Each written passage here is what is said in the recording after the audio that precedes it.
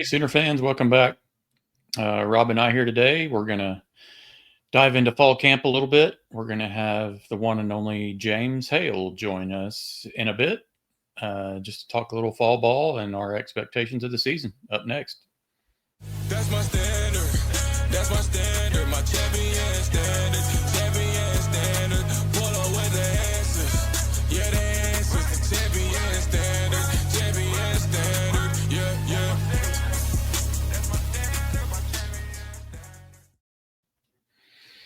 Hey, Rob, football month is here.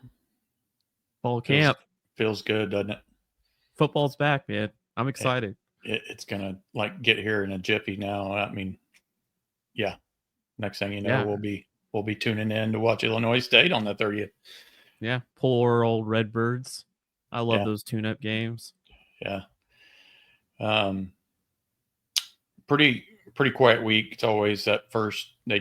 They report to camp. They have a fan day, and then I think they have maybe 1-2 practices. So a few guys banged up. Don't know the extent of that. It's usually what you get in the fall. We just don't. A few bumps and bruises is okay, but what we had last August, we don't want to repeat of that. Is that fair? Right. Yeah.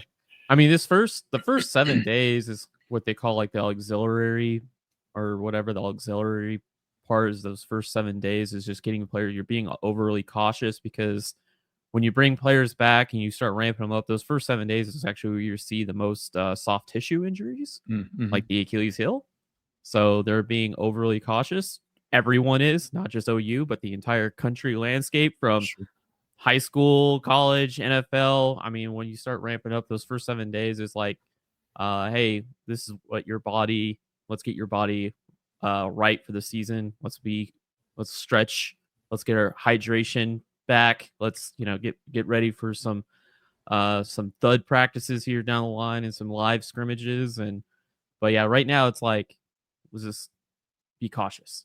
Yeah. So much so, I feel like every video I see, those guys are wearing all those little soft helmets on top of their helmets. What do they call those again? It's like, oh man, I forgot what they called it. It's got a weird name, like Roan head or something like that. I don't know. It just makes their head look about twice as big as what it is. Yeah. But no, I think, Dolby, the cornerback room, the one is I'm kind of concerned about it the most, just with the guys that are kind of banged up in there from what we've heard initially. But, hopefully those guys can come around. You don't need. Oh, you're referring to Dolby, where you see in the picture with Dolby at practice with the club arm or whatever. Yeah, soft cast on his arm or whatever.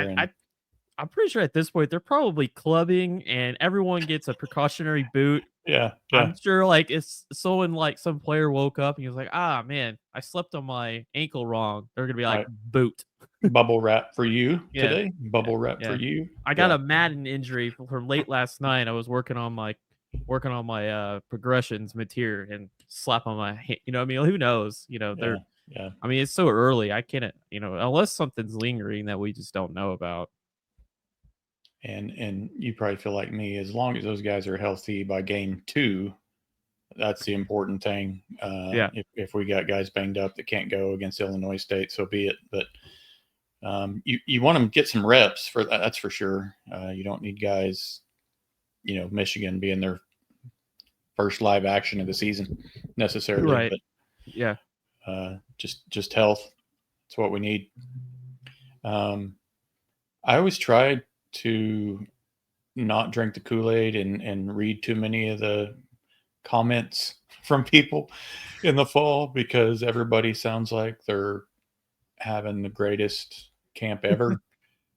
And we've been, I'll say, misled a little bit by that in the past.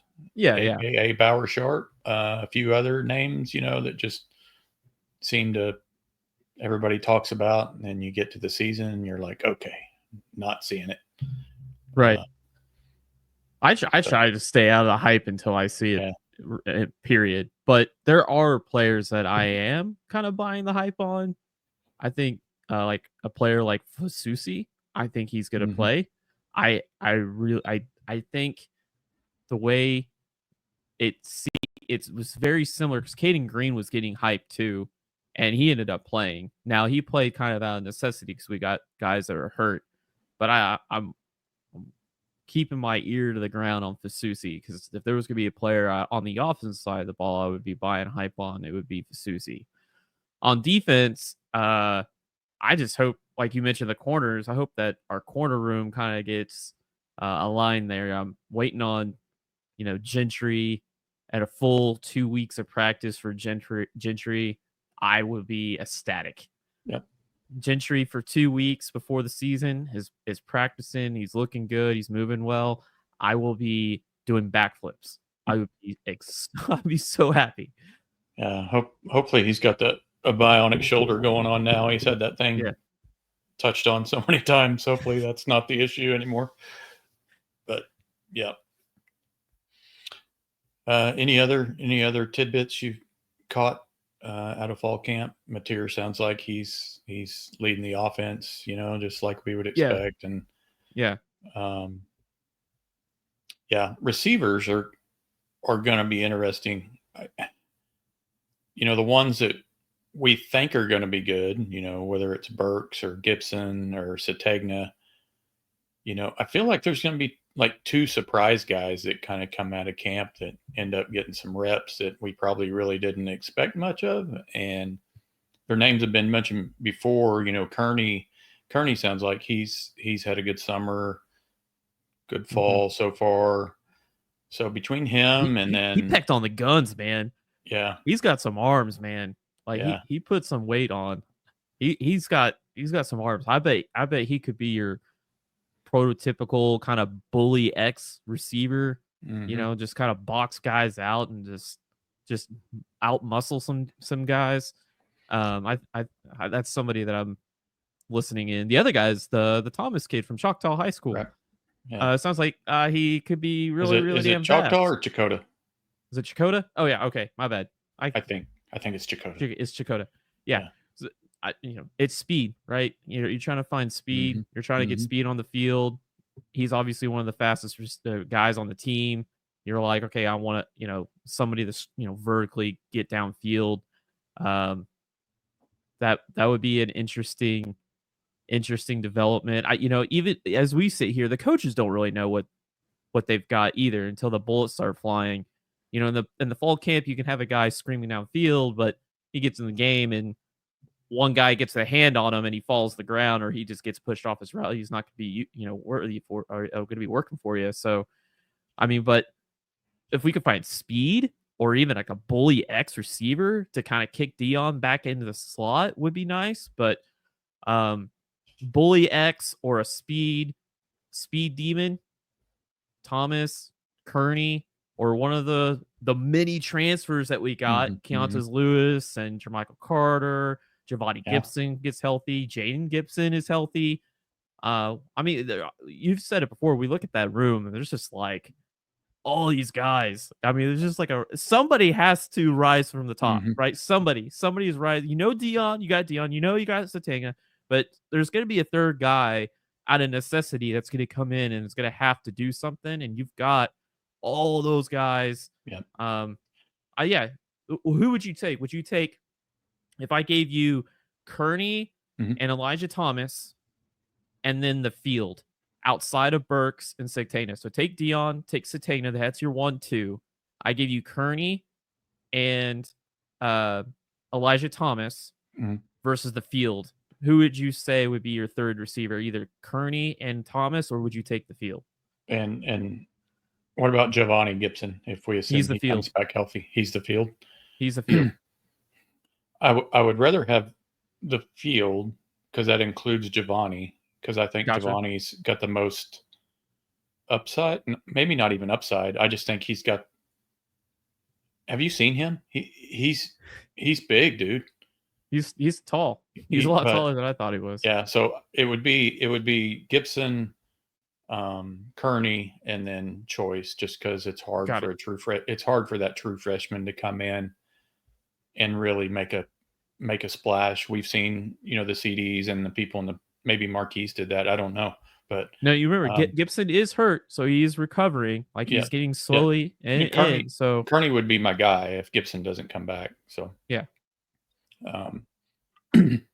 just I don't think he had a lot of opportunities last year for one reason or another. We just our offense never got out of the gate at times. right. So a lot of guys didn't have opportunities. I know you've shown return production and stuff like that, but I just don't. Who led us in receptions last year? Bauer. Yes, Yeah, that was it's just Bauer. an indictment on how inept our offense was last year. Yeah. Well, hey, Bauer Sharp is a good receiving tight end. That wasn't his problem. I'm not saying that was that. not It's his just problem. it's His the fact problem that was he by far led us in receptions last year. Yeah. Was just that was a bad indictment on that offensive whatever I that agree. was last year. Oof. He's gonna be scary with LSU. Bauer Sharp, watch out. I mean, you've got Nick Anderson, Aaron Anderson, and Bauer Sharp. LSU had to double down on getting skill guys because they don't have the ability to replace a Will Campbell and an Emory Jones at left and right tackle. They're gonna have to throw the ball. Bauer Sharp is gonna be an important piece to their puzzle this coming year. But yeah, I mean, receivers, huge question mark. For me, it's the one room that in my outside of corner, but the wide receiver room is definitely my number one question mark for fall camp and into the season because you lost an entire season of development really because last year was so bad. You know, we finished somewhere in the 120s, 110s on offense, total offense. Your number, like we just said, the tight end was your number one receiver. That receiving room also went through a bunch of turnover. You lose guys like that don't get talked about, like Jaleel Farouk would be great for this offense. Yeah. He would have been fantastic. A senior guy who saw a lot of games, D1 football, great player. That's the one that stung. Root for him in his season, but the big turnover room, and you look at again, we don't have returning many scorers. Arbuckle and I say Arbuckle, but Emmett Jones is Emmett Jones is going to be the guy that is going to be developing these guys into scorers and getting those instincts. So, God, next 4 weeks is so important to them. I mean, that wide receiver room. Whew. Yeah, and heck, we've mentioned Bauer Sharp. That tight end room. I guess Huggins. Is it Huggins, Helms, and Canick? Or those are the names we've kind of been hearing out of camp? Yeah, those guys. Somebody's going to have to emerge out of those guys, and we keep saying that just needs to be a position where, don't screw up. Make a few plays here and there, but make your blocks. That's about it. But what do you got here? Yeah, so this is I mean, just for perspective for people as we kind of go into fall camp, there's not a whole lot of time. Like it's limited just like you would be in the season. And this is just I asked a coach for a Kara breakdown or a athletic related activities. It's a how many hours contact hours that coaches have, and he kind of just gave me an estimated hours that you have for fall camp to get ready and activity types. So they have three different like on field practice types. There's live, which is your live scrimmages. You get two. So you get two live scrimmages where you're actually like tackling. Then you've got thud, which is like shells and a helmet. And that's what we kind of see on there. And TFB, James had posted all kinds of stuff. That's, shells, helmet. You see everyone, wearing. And then you got no contact practice. You got film position meetings, walkthroughs, install. That's just like, you're after you stretched, you're going through your what plays and stuff that you're going to go through that day. And then, of course, you got your strength and conditioning. You get 4 hours a day, 20 hours a week. And so you've got literally 80 hours. If you really look at it, you only got like, let's see, where's my thing? 5. Let's see, 5 plus 18 plus 12. how many on-field hours do we have? 35? 35 hours of on-field work. That's not very much. I mean, it is. It's not like it. I mean, if you're in a position that you're in a spot where you're trying to defend your position or in a spot to take someone's position, 80 hours is no. I mean, you got it. I mean, it is crunch time, and especially in the amount of information that these players are getting thrown at on their installs, it's a lot, man. Yeah. Now Can they they do stuff outside of that, like 7 versus 7 or skelly drills outside of any of this, or is it? Are you they could, structured to this and this only? So they could, and that's what Ben Arbuckle said in the presser, where he talked about how the offensive line is like meeting and they're going through film. Players can meet as much as they want. Okay. They can meet together as long as their coach isn't present. They can go and lift weights. They can watch film together. As long as the coach isn't present, they can do pretty much whatever the hell they want. But yeah, I mean, just there's not a whole lot of time. And look, and I asked for this coach to give me like a mock fall camp install, and there's a lot. Like, they're throwing a ton of information to these players, a ton. I mean, I was sort of amazed by like how much info that these guys are getting thrown at, getting on the field, running through everything. 100. I mean, it's just a lot, man. Look at this. You got 6 different type of installs. You got all these different formations, all these different tags, all these different run plays, all these different RPOs. I mean, look at this, man. It's like crunching for a final in like a week. Right. Yeah. Oof. I guess that, mentally that's going to separate some guys from others. Yep. High red, low red, shortage, heavy bunch, different runs in the red zone. Go through all your quick game, all your drop halfback. I mean, it's quite a bit. So and then you're setting up your personnel groupings, getting all your guys, matching your personnel groupings with the different shifts, with the different tags, and with the different motions and the different runs, so that you kind of trying to formulate your best position groups for the different position, like groups of plays.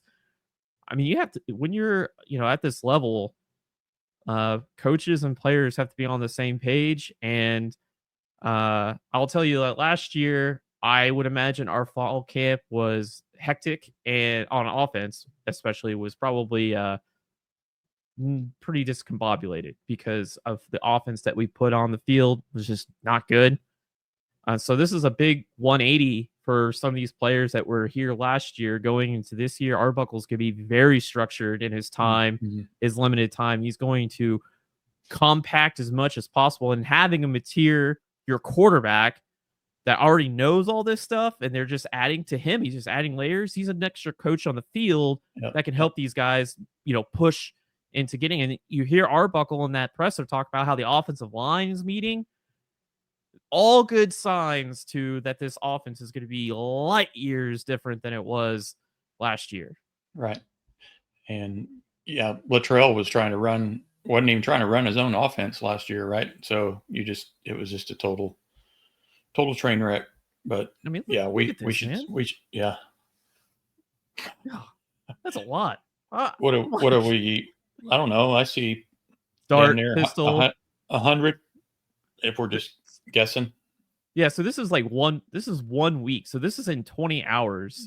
You're going through dart, pistol, away, 20 trips, doubles, trio, duo, near, far, haul, fly, and then some pass protections and all these different other things, and all within your different personnel groupings. So all in a week, in 20 hours. Highlight all those personnels, all those colors. All those colors? No, just see how many there are total, yeah. Oh, yeah, sure. I feel like there's about 100. See what your count is when you're done here. There's a lot. I mean, there's 84 in. Good Lord. 84 in 4 weeks, 20 hours per week. Wow. Ah, Do you think that's a wow, lot. like surely they can't get all of that installed in I mean, 3 look, weeks? man. I Because mean, you only have 3 weeks to get it installed, and then you have game week. Is that yeah, wrong, right? yeah, technically, yeah.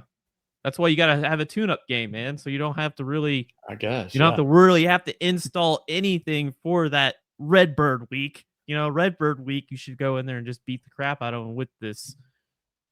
So, but yeah, I mean, they only get 2 live sessions. They have unlimited thud time, helmets only, no contact. For about 15% of the time. Film positions about 20% or 30 minutes to an hour a day. Walkthroughs 30 minutes to 45 minutes. Everything is structured. And it all comes down to 80 hours before kick.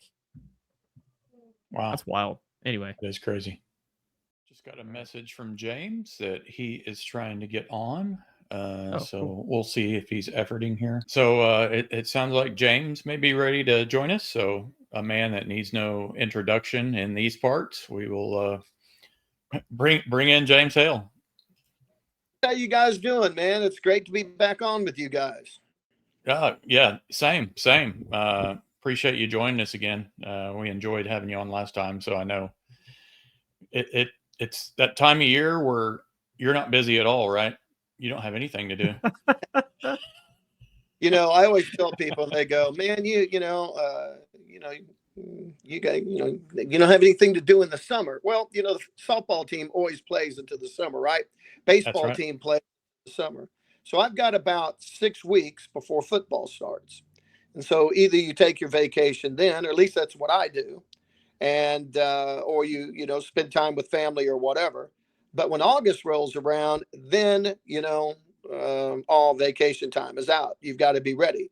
Now they don't let you go over there every day. So, but whatever you do go over, you got to make hay. You got to make sure you get what you can get. Then you're trusting your sources and everything else that's going on. And so, but it's a real busy time. So yeah, it's time to buckle down and see what the football team's going to do.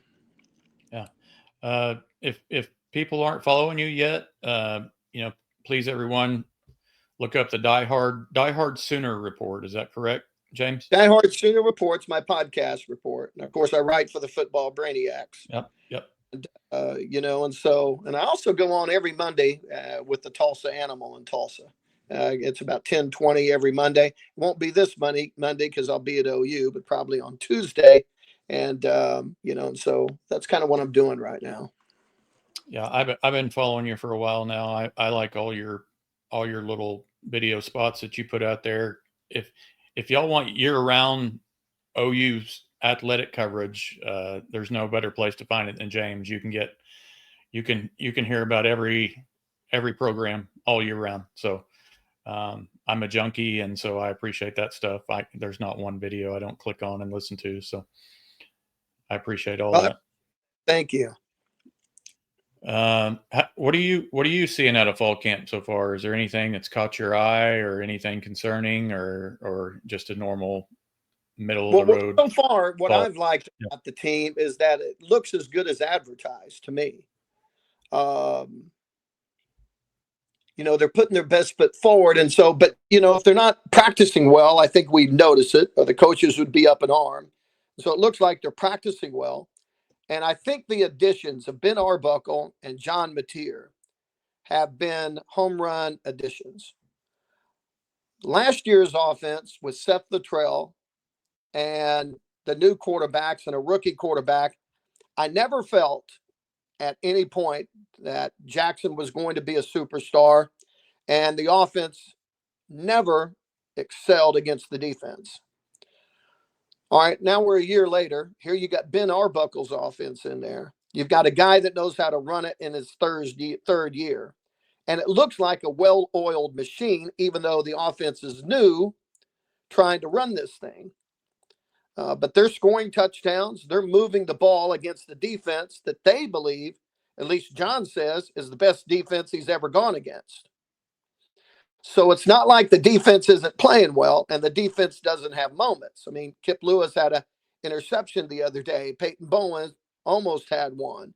So the defense is knocking some balls down and they're making some plays. David Stone's having a great camp so far.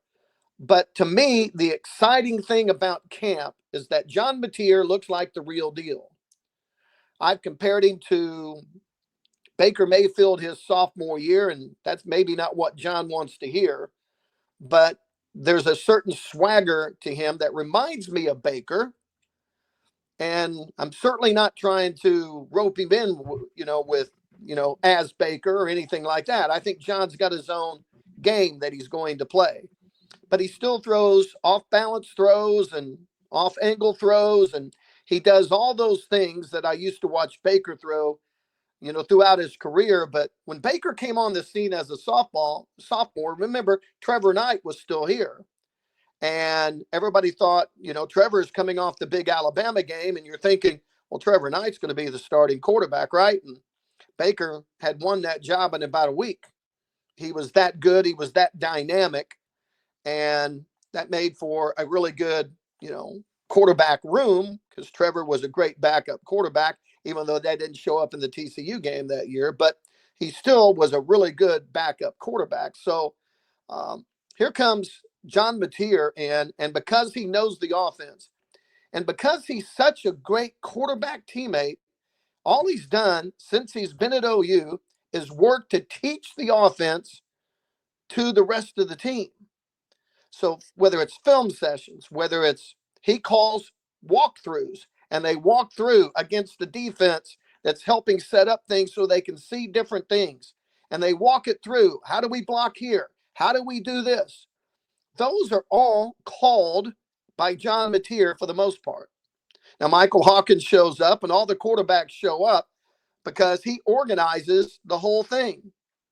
Then on the retreats that they've had and things like that, they're talking ball all the time.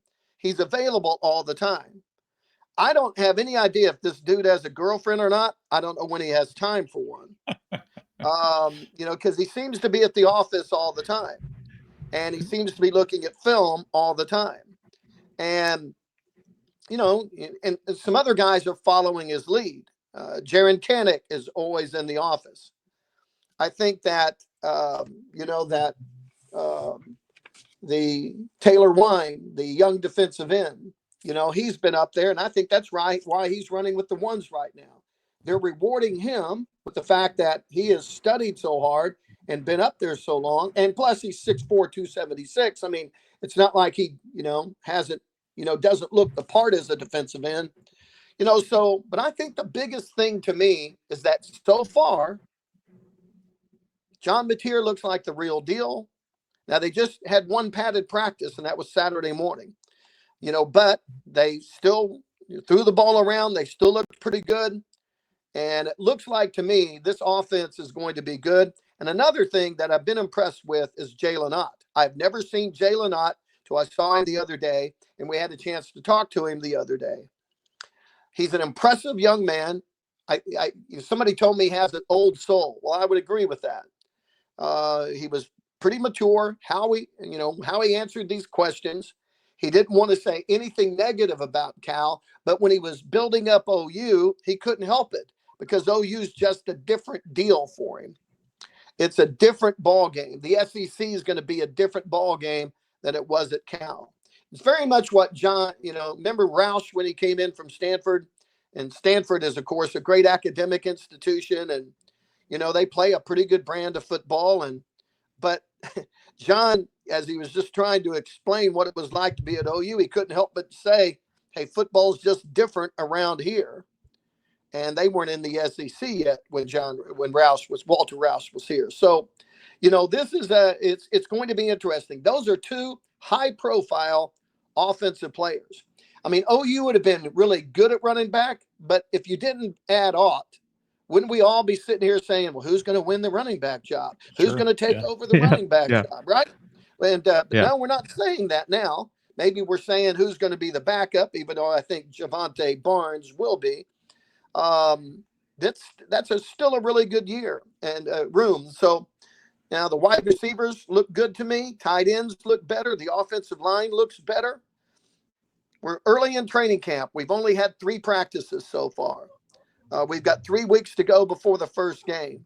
But so far, everything looks as they hoped to me. And it looks like they're as good as they thought they were going to be. That's positive to hear for sure. I think we heard mixed reviews last fall with the offense, going up against the defense at times. And you didn't want to be negative, and everybody was so into Jackson Arnold, and there were some media guys that were just playing up Jackson. And I would go, and I've covered OU since 1975, and I know I'm an old geezer and everything, and maybe I gotta cross my eyes when I'm looking at these guys, but I just didn't know what OU had in him. I mean, I didn't see the pizzazz. Oh, he can throw it, man. He can really spin it, Yeah. but you get into a scrimmage, and that's why I said several times on TFB that I thought Michael Hawkins was playing better. I thought he had a better camp. This year, there's no doubt who the quarterback is. There's no doubt. I mean, Jackson Arnold is that good. I mean, excuse me. Mateer is that good. And Michael Hawkins is learning this offense. So they're having to coach up Michael every time he goes out there. They had a drill the other day that they were running at the beginning of practice where they were lining up offense, and they were just running offense, and they were calling plays. And a couple of coaches were out there acting as a strong safety and a linebacker. So that would change the audible. And they were having the quarterback then call the second and third play in the drive. And Mateer did it with flying colors. Got, way to go, John. Look good, look good, look good. Michael got coached up on every single play. That doesn't mean Michael wasn't practicing well. It just means that there's a difference right now in knowledge of the offense. And maybe Michael called something that Ben thought, no, the better call would have been this, or the better call would have been this. And that's what coaches do. That's the quarterback hierarchy. And that's what you're growing up to. That's what you're trying to get up to, that I'm thinking just what he's thinking. And see, John and Ben are always on the same plane. They're always thinking the same thing. And so that makes this offense competitive. It makes it good. And so if the offensive line comes together, wide receivers emerge, and it seems like Deion Burks, Isaiah Satania, Zion Kearney are kind of the three guys. The Gibsons still aren't practicing, but I did see them both the other day, and they're both, stretching, and they're both doing some things. So they're both being active. I did not see Jaden Gibson all spring. And Giovanni, of course, was the talk of spring, and then he got hurt. So it's going to be interesting. So far it looks like they're the real deal. And yeah, I think the biggest deal is that, again, Mateer knows the offense so well and is set up in the offense so well that he's already trying to progress the offense and make it move forward to another level within the offense. And that's a real positive thing, what they're doing. Yeah, that all that sounded good, except the part, if Mateer were to get banged up, what's your confidence level of, Hawkins coming in and being able to lead this team during SEC play? They think Hawkins is really good. I think he's really good too. So it's just a matter of him learning this offense. Yep. He's going to redshirt this year. So, Hopefully. But he can play in 4 games. and there's going to be a game or two early, and then there's still going to be 2 games he can come in and play if he needs to play. And I think they can still win football games with Michael Hawkins. I think their defense is good enough. If the wide receivers are healthy, the tight ends are healthy, the offensive line stays healthy. Last year, injuries destroyed the offense, and there's no way they could have success. And I know when Brent talks about that, some people roll their eyes because everybody thinks he's a magician and he's at OU and he's supposed to overcome all those things. Well, Bill Belichick can overcome them with, when he had Tom Brady. Look, you can't lose your entire wide receiver group and lose most of your offensive line. what they projected in the offensive line last year never played. And so at the end, when they finally went with 5 guys, 2 redshirt freshmen on the left side, the offensive line finally played a little better because they got some continuity. And those guys are good players, but Logan Howland and Heupel are going to be a lot better down the road than they were as redshirt freshmen. So as long as everybody is playing that's supposed to be playing, and let's say Mateer has to miss a couple of games, or, I think they can win with Michael Hawkins. I think he's that good. Yeah, Rob, what do you think about all that? You get you excited? Oh yeah, I mean for sure. I mean it kind of, yeah. I mean Mateer's like an extra coach. I mean that's what you're kind of saying is that he's like having an extra coach. And Brad and I, before you came on, we were looking at like the limited amount of time that these coaches have with their players on the field, and having Mateer being able to, like you said, work all this film work and all this voluntary work outside of what the coaches can get with their players. I mean, that's invaluable. I mean, he could sit there and he can literally coach his entire receiving group for hours as much as he wants, knowing that Mateer and Arbuckle are 2 peas in a pod, and they're fluid in this offense that they're going to put on the field next year. Mateer's putting in the hours to get this team ready to go for a epic 2025 season with so much on the line, and he's putting in the time and he's getting these players ready for it. It's exciting because that's the separation from what we had last year. Jackson, he was learning the offense just as much as everybody else was on this team. And that is advantageous to have seniors and juniors and on your team that have been in a system for a long time, because when they're on the field or when they're off season during voluntary time, they can coach their extra coaches and mentors for other players. So that's awesome to hear, James. I mean, that's exactly what we want to hear as we go into this 25 season. Jackson and Michael were behind the 8 ball the entire year last year, because as much as I love Brent, I think he made a mistake not hiring. He had a quarterback coach on the roster, and he didn't use him early because he made Seth the quarterback coach. Seth's never been a quarterback coach. To be a real quarterback coach, it's just different than going in and watching film with him and pointing things out. There's always, that coach has to set his mechanics, and that coach has to do everything. And I think part of the problem with Jackson and Michael early was that, and as good a coach as Seth is never going to have a problem getting a job. Now he's with Tennessee as an analyst at Tennessee, and so OU's going to have to play against him this year. That's not, Seth's good, so he'll contribute there, much like Kevin Wilson is contributing at OU. But he's not a quarterback coach, and he's never been a quarterback coach. Now that quarterback coach that's took over with Joe John is now at Oklahoma State as their full-time quarterback coach. And Kaczewski has come in from Washington State here, that again has been with Mateer for the last 2 years. And so Mateer has had the same 2 coaches, and that's one of the reasons why he came here. I think he was probably offered more money at the last minute at North Carolina and a couple of other places. And so, he could have gone and made more money somewhere. But again, his coaches are here, and he knows he's not a finished product. And so he knows he's still developing. And that's why it won't surprise me, no matter how good he is, unless they tell him he's maybe the top pick in the draft or a top 5 pick, he's got to go then, right? You got to take that money and go. So we may only have him for 1 year, but he's energized.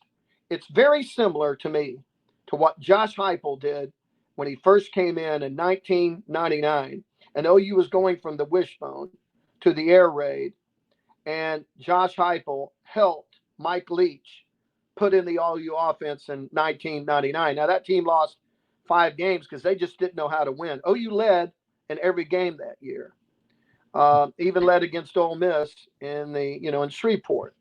Right. But they go to 2000 and that offense is installed.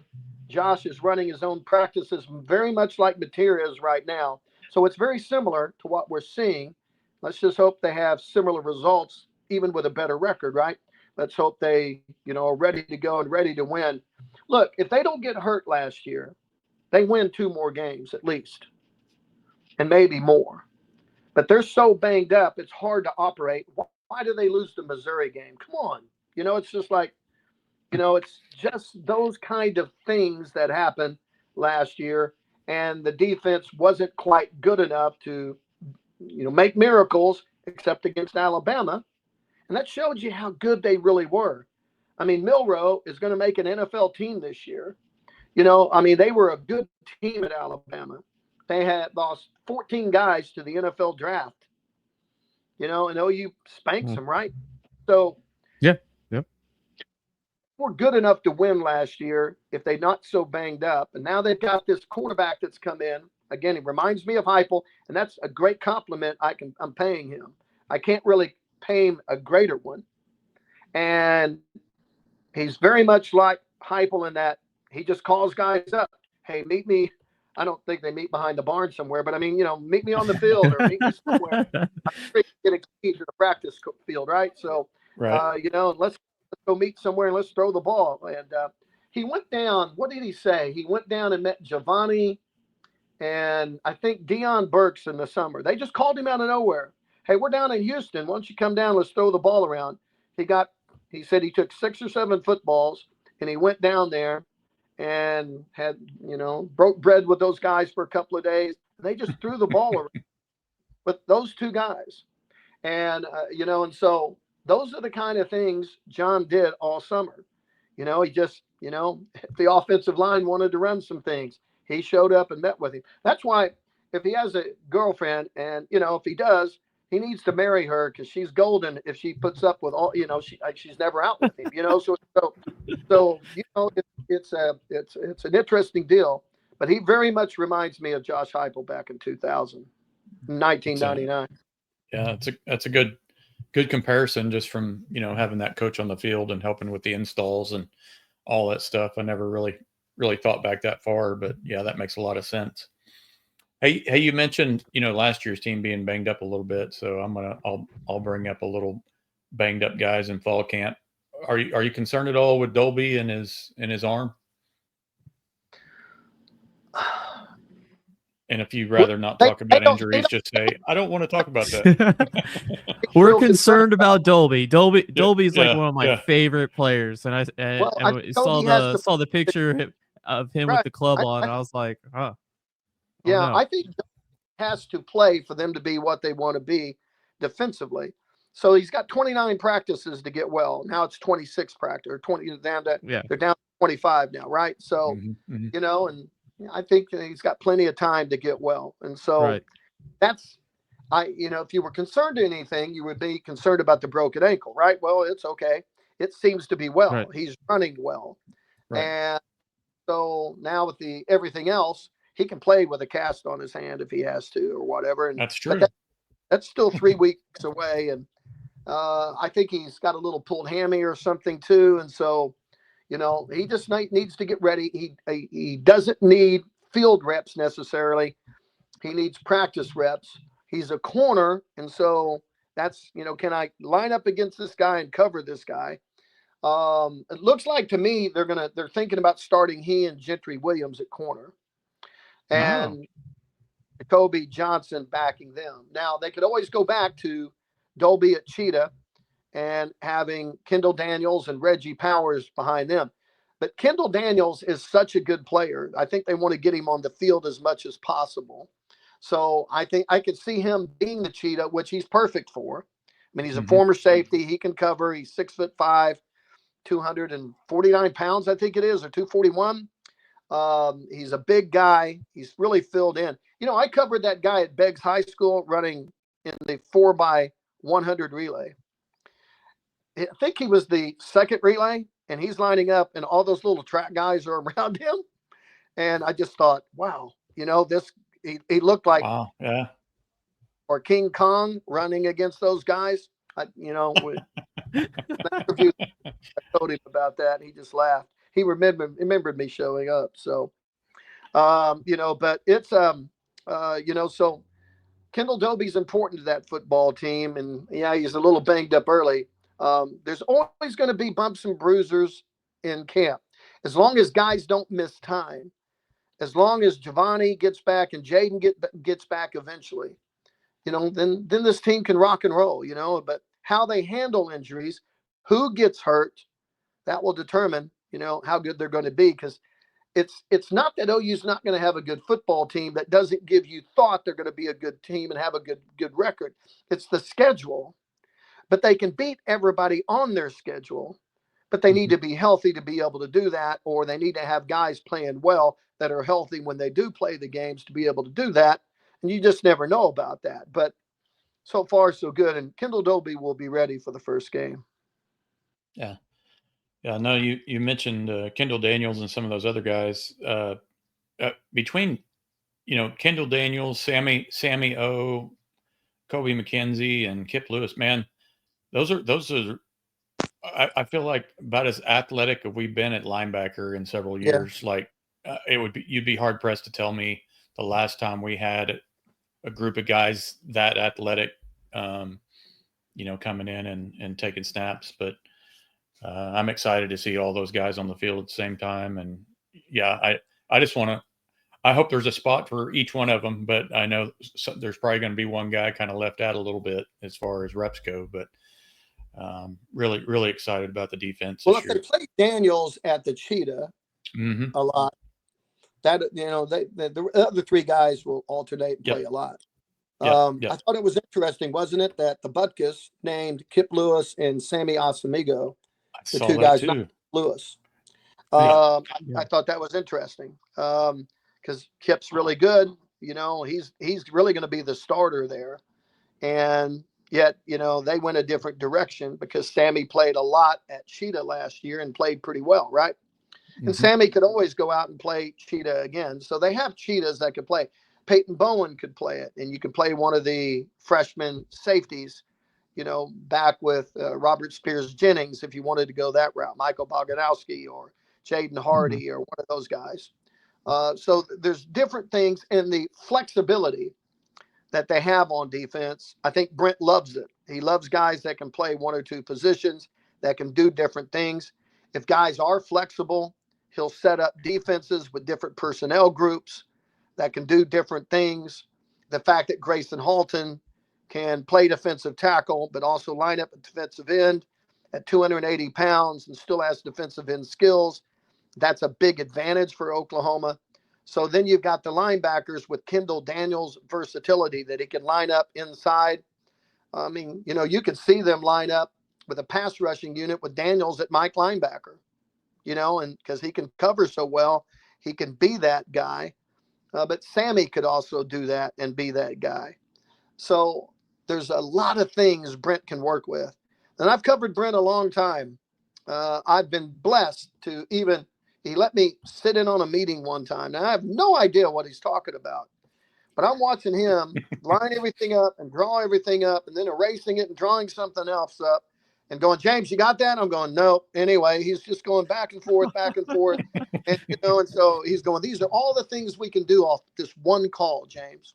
And I was going, oh man, you should have recorded that. I would be a fly on that wall. Yeah, Rob would have made that up. That iPhones back then could have recorded that. Maybe we did. I don't know. So and I think if I would have, he would have whipped me and thrown me out down the stairs, right? So anyway, but Brent's a brilliant coordinator. When the guys at SEC Media Days spent half the time, the defensive guys, and there's two of them, how brilliant Brent was. This was the first group, or this used to, when it was with Brent, I would hear guys talk about how complicated the defense is. This group's not saying that. So maybe all the walkthroughs and everything that they go through helps them learn this defense, but they're all trying to learn it and thrive in it, and they're all trying to pick it up because they all believe it's going to make them a better team. When Robert said, I can't wait till we get into the game and Coach V starts sending in these defenses, and I'll be chuckling because I'm going, they have no idea what's going to hit them. And they think they have personnel guys that can execute all that. Look at all the defensive ends they have. We haven't even talked about Danny Okoye, and Brent has already said several times this spring, he's pound for pound the best athlete on the team. Well, that's saying a lot. Well, and that's saying a third team defensive end. Yeah, that's saying a lot. There's a lot of athletic monsters on this team. When you mention, Kendall Daniels, Abnasigo, Kendall Doby, those are all athletic profiles that you would want on your D. So that's good to hear, man. Right. And so I'm pretty optimistic about everything and how it's going to go. And I'm not one that fears Brent calling plays. Kevin Wilson will help him a lot during game management and on the sideline. Kevin Wilson is a huge addition. I've always thought Kevin is a brilliant football coach. Man, when Kevin was coaching, Adrian Peterson, Jason White, Gresham, and all those guys, and then when he had Sammy B, and they went 6 games averaging 60 points. I mean, Kevin was just brilliant, and he was running 2 or 3 plays at a time. And Kevin was the most enjoyable guy to cover. I mean, I would bring up, and I was going, well, you're not the first guys that have run, multiple plays in 60 seconds. Because, well, who else? I said, Bud Wilkinson's team in 1950, 54 to 57. He goes, they didn't run 3. I said, yes, they did. Ask them. I said, they would run 3 plays in 60 seconds. Maybe you guys can run 4, but they would run 3 at least. And that was one, so Bud was doing this before you guys. He goes, oh, they're not doing the same thing. It was just, but it would be fun. Well, then he would catch me later or call me later and go, you know what? He goes, I don't know how you knew that. And I was so happy I actually said something that he agreed with, because usually I didn't. But every once in a while I can throw something out there. So, but that was funny. And Kevin's going to help them a lot, and he can do a lot of things. He's also helping Bill Bedenbaugh. Bill's always had guys helping him. He's never had a Kevin Wilson helping him. Mm-hmm. And he'll help Joe John. He's coached tight ends too. And that's going to be a big help to Joe John refire this tight end group that's making touchdown catches, every practice. Higgins made one. Kanik has made one. What's the other guy that made one? One of the transfer guys that came in last year, he made Carson one. Kidd? I saw. Oh, Carson. My bad. Was the kid? Yeah, he made one. And so they're making, Helms is healthy. I saw him running with the ones, a couple of times. So, they've got a group this year that I think will be more consistent. I mean, Bauer Sharp's probably a good football player, but there were so many things going on with this offense last year that even though he made a lot of catches, when he didn't make one, it was just amplified. And of course, he threw the interception that was amplified, but he's just trying to make something happen, right? I mean, it's just, yeah. So, he left because he was getting so much scrutiny, and OU had to rebuild this tight end group. But I think they'll be better this year in the tight end group because they've got better pieces, and the offensive line will give Mateer enough time to get the ball to the tight end. Hey, James. Yeah, go ahead, Rob. Sorry. No, you go ahead.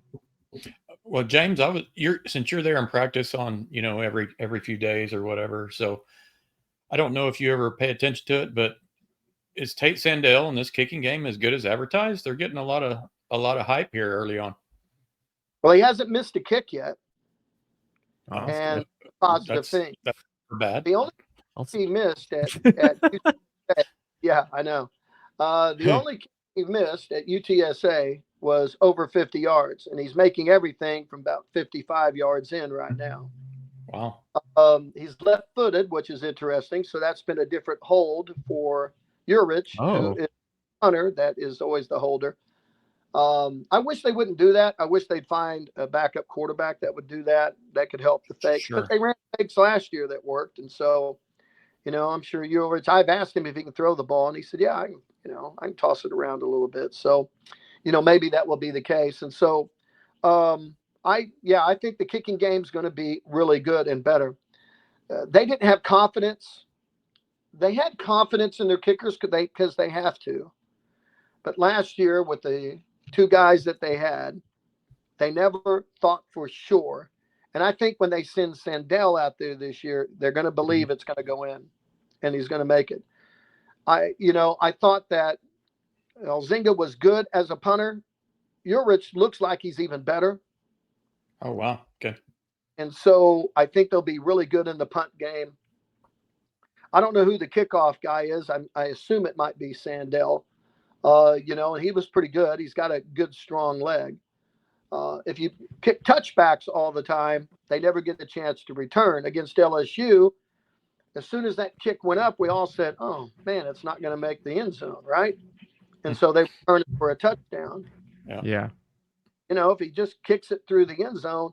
Now, a lot of people didn't look at it that way. They should have tackled the guy, but I'm going, if he kicks it through the end zone, we don't have a return. Right. Yep. So That's this year, defense. the special teams, I think, will be good. Some guys are playing all the time on special teams, and that's really like Jacoby Johnson is such a good special teams player. He hasn't had a chance to redshirt yet, and it looks like he's going to be the third corner. So here he's coming into his junior year, and even though he's getting 26, 27 snaps a game on special teams, or 20, and he's getting a few snaps at corner, he would like to get more playing time. Well, there's very few athletes better than Jacoby Johnson on this team. But he's just one guy that brings to mind how much he's played on special teams. And Okoye is a great special teams player. Kanik is a great special teams player. And I think Kanik is making the transition to tight end. And I think if they ever run an H-back, which Ben has run at times at Washington State, I think Kanik will be the H-back. And he's still a 4-5 guy coming out of that backfield. And that's going to be a tough matchup for any defense. Yeah. With the tight end group, Arbuckle had Cooper Mathers last year for Washington State. He caught like 15 catches, but had like 7 touchdowns. Yeah, there you go. I think the tight end group's going to have like a low reception volume.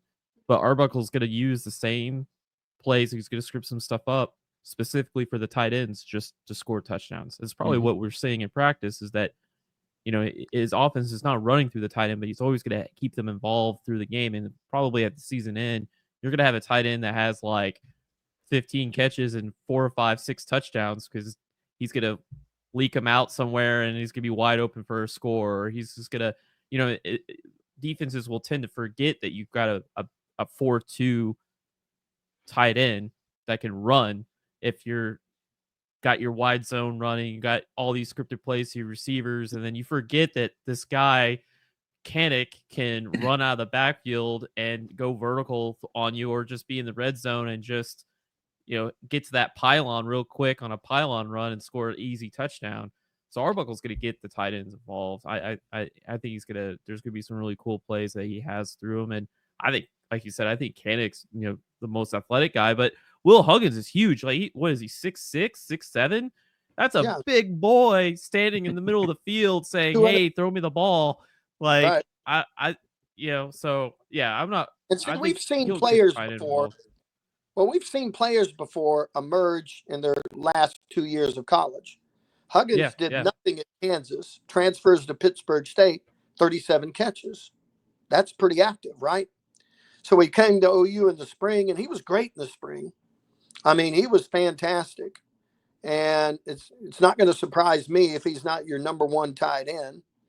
I'm glad to see Caden Helms getting some run, because when they brought Caden in, he's a 4.5, 4.6 runner, and he's got good speed, but he's had all these leg injuries, and so he hasn't had a great chance to really get out and do much.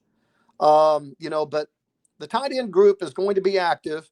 Ben's got them. He always wants them. They recruit tight ends, and they got Ruxer coming in this recruiting class.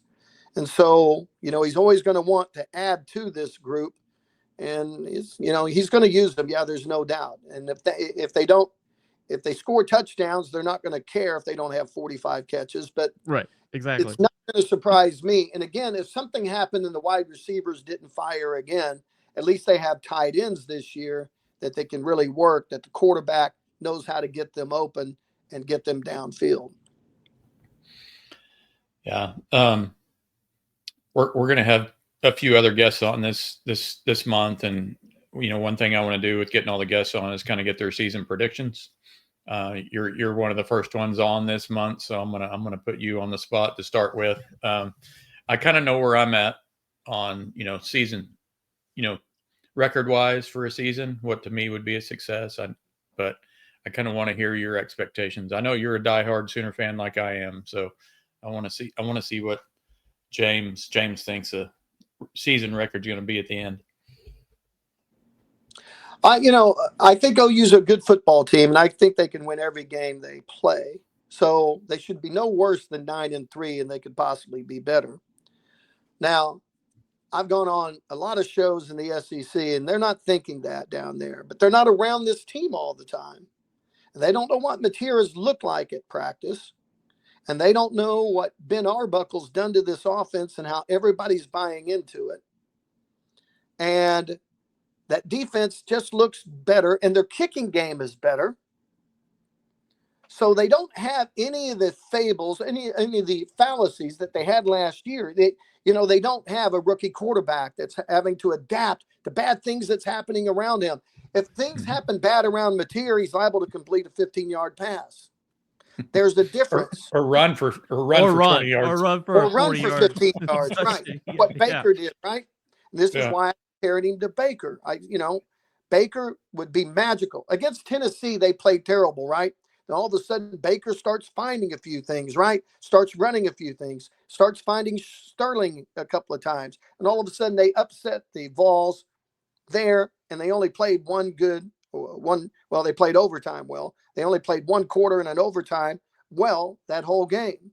But that's what a good quarterback does. He's never out of a game. That's why Buffalo loves Jared Allen, right? I mean, he's never out of a game. Patrick Mahomes in Kansas City, he's never 16 seconds left on the clock. Mahomes finds a way to get him in the field goal range. All right, so I think OU has that kind of quarterback, and with the skill set around them, and with Ott at tailback and Barnes looking as good as he has ever looked, he's a Derrick Henry looking cat. I mean, he's 207 pounds, and he can really run.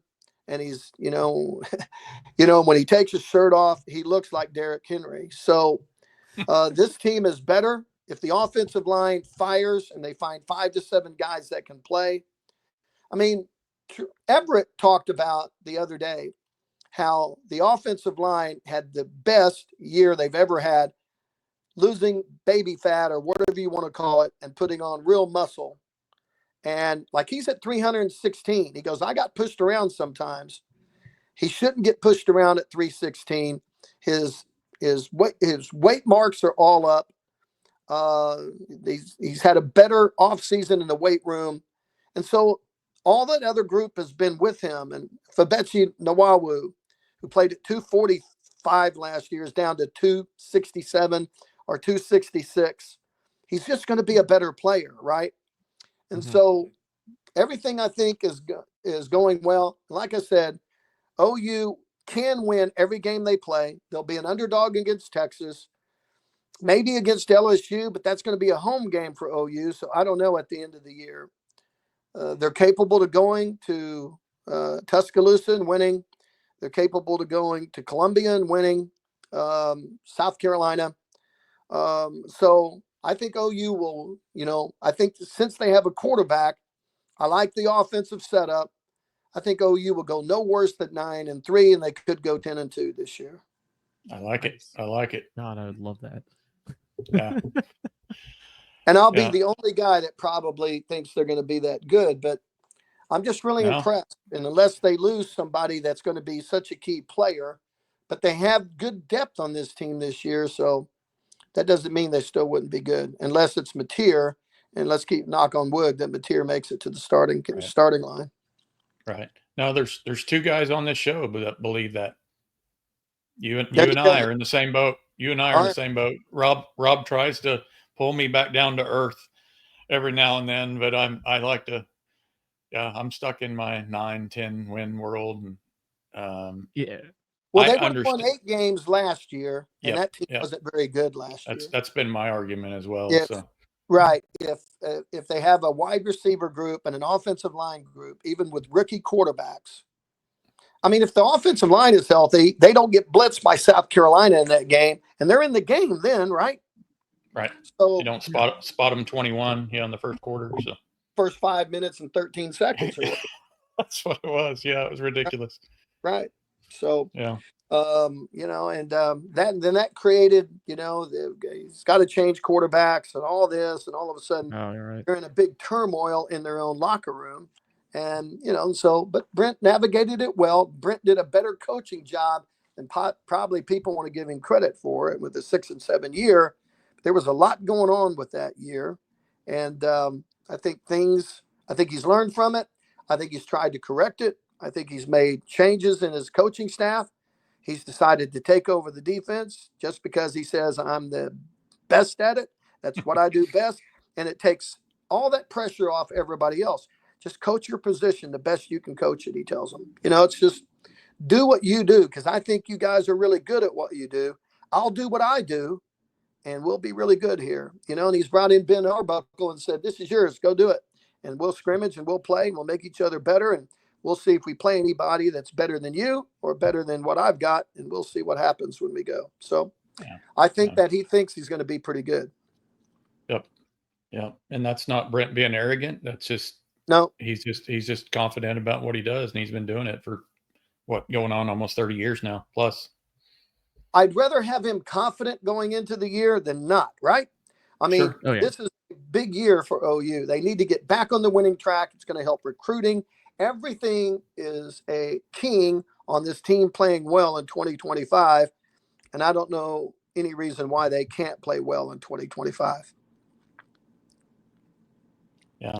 Rob, what do did you have something to say about the 9-10 wins you wanted to?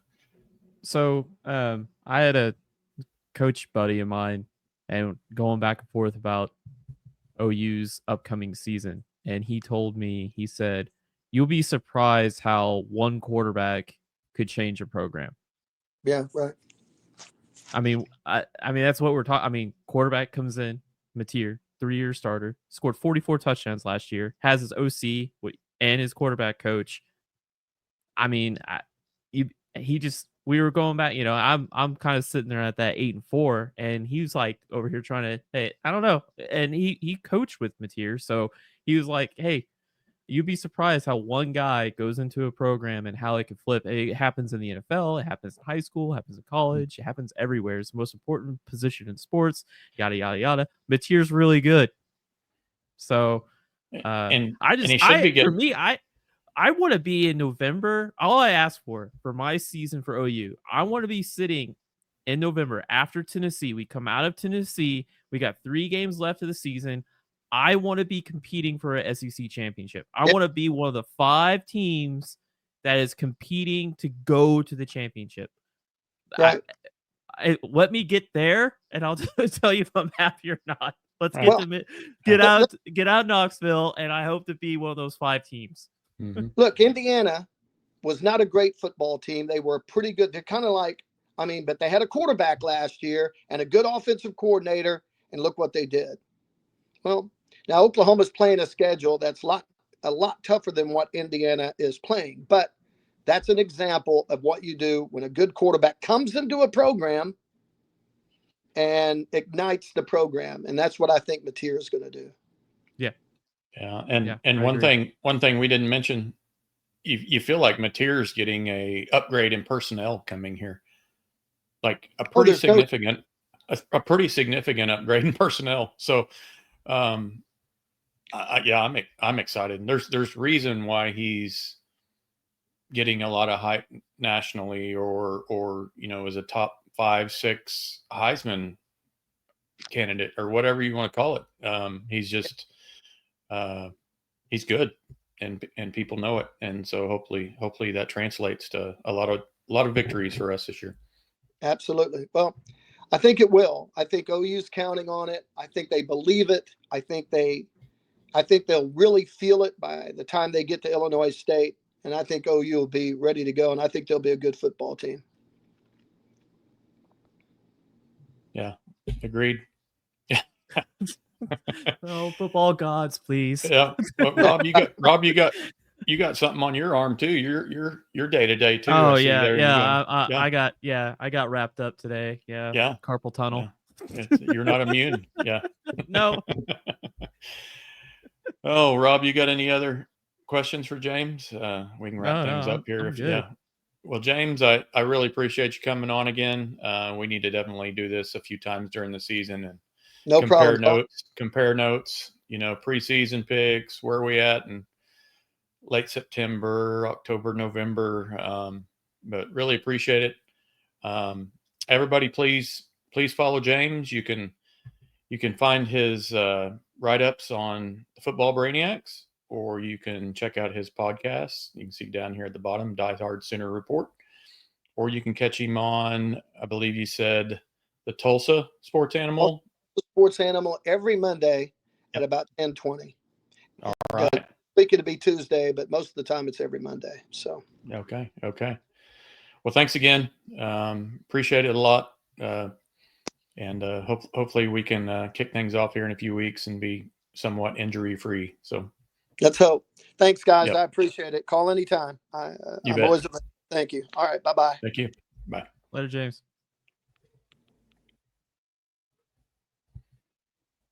Oh man, I always like having James on. Guys got knowledge. Yeah, for sure.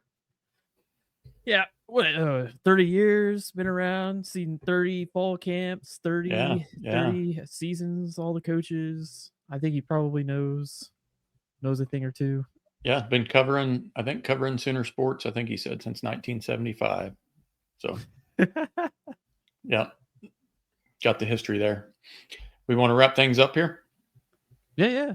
Yeah. We've covered everything. Yeah, we have. Rob will get on to me. I forgot to tell everybody to like and subscribe. Please subscribe. No, it's subscribe. That's one of my things I'm supposed to do every podcast. So please subscribe. We know we have a lot of people out there that, listen to the podcast. We'd really appreciate you subscribing. So until next week, we do have a few more guests lined up, but appreciate everybody joining us this week, and we will see you next time. Boomer. That's my standard, my champion standard.